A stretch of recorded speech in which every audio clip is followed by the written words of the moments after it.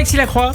Bonjour Steve Nadjar. Et merci de nous rejoindre comme tous les mercredis. Vous êtes le directeur de la rédaction d'Actualité Juive. Alexis, à la une cette semaine du journal, la situation politique israélienne sur laquelle vous revenez également, avec une question sous la forme peut-être d'un espoir, d'un optimisme après le gel, le printemps. Alors, vous savez bien qu'il y a deux types de crises. En matière politique, il y a deux types de crises. Politico-psychologique, car les ingrédients d'une crise sont très nombreux, on le sait, on le voit en France aussi d'ailleurs, dans une séquence, même si les situations ne sont pas évidemment comparables, superposables, mais il y a plein d'éléments dans une crise. Or, il y a deux types de crises, et on ne le sait jamais à l'avance. Il y a des crises qui dégénèrent dans des catastrophes, ce qu'évoquait à l'instant le scénario, qu'évoquait à l'instant Pascal, c'est-à-dire ce chaos qui menaçait depuis quelques semaines, vous le savez mieux que quiconque, la société israélienne. Et néanmoins, vous avez aussi des crises qui ont ce qu'on appelle chez les scientifiques un caractère résolutoire, c'est-à-dire qui permettent au contraire d'aplanir des situations. Et qui sont presque bénéfiques sur le long terme. Alors, en tout cas, vous allez très vite, mais en vidant des abcès, parfois, certaines crises permettent effectivement sur la durée des effets bénéfiques. Que serait, alors là en prenant de la hauteur par rapport aux mécanos institutionnalo-politiques, à Bibi, à Herzog, qui se parlent évidemment, sont sans doute depuis plusieurs semaines déjà. Herzog est monté en puissance pour résoudre justement cette crise.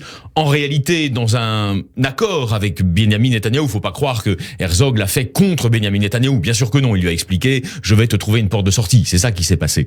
Mais revenons, si on prend de la hauteur, évidemment que l'objet réel politique, mais aussi, j'aime bien cette expression de Gramsci, métapolitique. C'est de trouver, au travers de la crise qui va peut-être s'éteindre progressivement, de trouver le moyen de réunifier, de réarticuler ensemble des visions du sionisme qui ne sont pas les mêmes. Est-ce que ça passe, par exemple, Alexis ? Non, c'est très important. Je suis de ceux qui prétendent, contre une partie de la gauche politiquement correcte, que les gens qui sont dans le gouvernement aujourd'hui, quelle que soit leur sensibilité et leurs outrances, représentent des versions du sionisme. Nous ne sommes pas obligés d'adhérer à ces versions du sionisme, mais leur dénier la qualité de sioniste ne correspond pas à la réalité du terrain.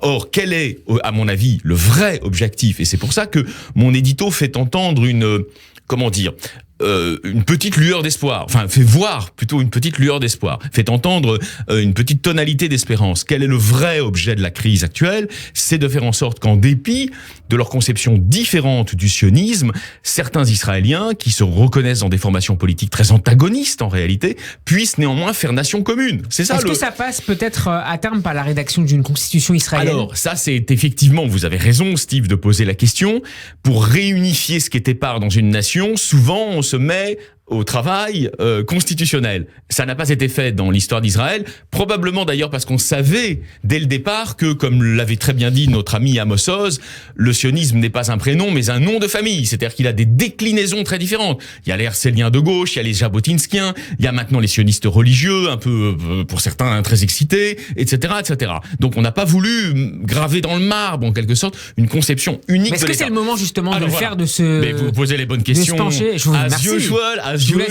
Mon cher Steve. Je vous laisse y répondre. Et peut-être qu'effectivement, aujourd'hui, pour rassembler ce qui était part dans la nation juive, le moment est venu de coucher sur le papier. C'est-à-dire, au fond, d'obtenir, et je suis pas du tout un turiféraire historique du Parti Socialiste, mais d'obtenir ce que dans la grande époque du Parti Socialiste, pardon de la comparaison, on appelait des motions de synthèse. Faire une motion de synthèse, c'est pas trahir la vérité. Alors vous savez qu'Alexis, le Parti Socialiste travailliste israélien, ne veut pas participer pour l'instant aux discussions avec le président Herzog. Les gens sont excités de tous les côtés, et j'allais dire excessivement excité, pardon, on a le droit de regarder ça quand même comme ça. Mais c'est vrai que l'objet métapolitique des discussions actuelles, et je crois sur ce plan-là ne pas me tromper en vous disant, sous votre contrôle, que Benyamin Netanyahou et Yitzhak Herzog, contrairement aux apparences, sont assez d'accord pour aller vers cela. Alors après, c'est comment on fait. Mais l'objet métapolitique, c'est de trouver un terrain d'entente entre des personnes qui ont de l'État et de son articulation avec le religieux, des conceptions extrêmement différentes. Mais vous savez, la politique, faut pas être fataliste. La politique, c'est toujours la recherche de compromis intelligents, de compromis justement non suicidaires. L'objet, je crois, aujourd'hui pour Israël, et d'ailleurs Actualité Juive, qui est le journal de rassemblement des Juifs dans toute leur sensibilité, ne peut qu'adhérer à ce projet, en espérant, en priant pour qu'il aboutisse. L'objet métapolitique, c'est le rassemblement de Juifs israéliens qui n'ont pas la même conception de l'État. Mais vous savez, Israël a surmonté d'autres drames, a surmonté d'autres catastrophes. à surmonter d'autres challenges autrement plus difficiles, je crois, sincèrement, mais je me trompe peut-être, je crois que c'est possible. Alexis, il nous reste 30 secondes pour évoquer l'entretien que vous a accordé le grand rabbin de France, Chaim Corsia, à une semaine de la fête de Pessah. Alors, l'ordre de Pessah, qui est effectivement la liberté de chaque homme, de chaque femme, de se soumettre volontairement à la loi. La loi, contrairement à ce qu'on croit chez les libertaires, n'est pas un objet d'asservissement. La loi peut être la production d'une liberté. Or, la sortie d'Égypte nous rappelle justement qu'il y a une grandeur de la loi et que c'est cette loi qui est évidemment la loi religieuse, qui structure dans la durée cette espèce de survivance transhistorique du peuple juif. Ça n'est pas sans lien avec le sujet plus politique et métapolitique que nous venons d'évoquer, cher Steve. Merci beaucoup, Alexis, d'avoir été avec nous. Je rappelle que vous êtes le directeur de la rédaction d'Actualité Juive, un journal qu'on peut retrouver en kiosque et sur abonnement sur le site actualitéjuive.com. Actualité Juive au singulier. Merci, Alexis. Merci beaucoup, et à Steve. la semaine prochaine. Merci beaucoup.